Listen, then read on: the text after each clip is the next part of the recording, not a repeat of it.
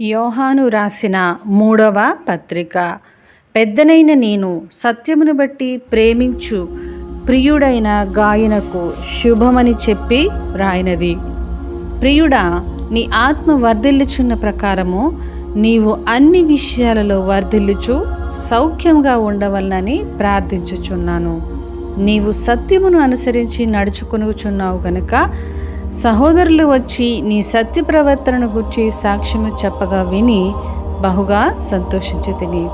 నా పిల్లలు సత్యమును అనుసరించి నడుచుకొనుచున్నారని వినుట కంటే నాకు ఎక్కువైన సంతోషము లేదు.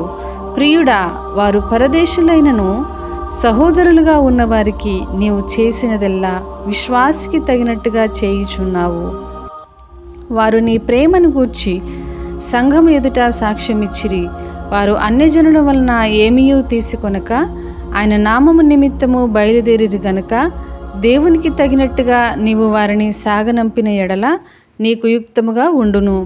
మనము సత్యమునకు సహాయకులమవునట్టు అట్టి వారికి ఉపకారము చేయ బద్ధులమై ఉన్నాము. నేను సంఘమునకు ఒక సంగతి వ్రాసితిని. అయితే వారిలో ప్రధానత్వము కోరుచున్న దియోత్రేఫే మమ్మను అంగీకరించుటలేదు. వాడు మమ్మను గూర్చి చెడ్డ మాటలు వదరుచు అది చాలదన్నట్టుగా సహోదరులను తానే చేర్చుకొనక వారిని చేర్చుకున్న మనస్సు గలవారిని కూడా ఆటంకపరచుచు సంఘములో నుండి వారిని వెలివేయుచున్నాడు. అందుచేత నేను వచ్చినప్పుడు వాడు చేయుచున్న క్రియలను జ్ఞాపకము చేసుకొందును. ప్రియుడా, చెడు కార్యమును కాక మంచి కార్యమును అనుసరించి నడుచుకొనుము. మేలు చేయువాడు దేవుని సంబంధి, కీడు చేయువాడు దేవుని చూచినవాడు కాడు. దేమేత్రియు అందరి వలనను సత్యము వలనను మంచి సాక్ష్యము పొందినవాడు.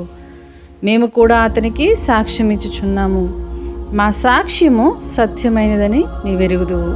అనేక సంగతులు నీకు వ్రాయవలసి ఉన్నది కానీ సిరాతోనూ కలముతోనూ నీకు వ్రాయ నాకు ఇష్టము లేదు.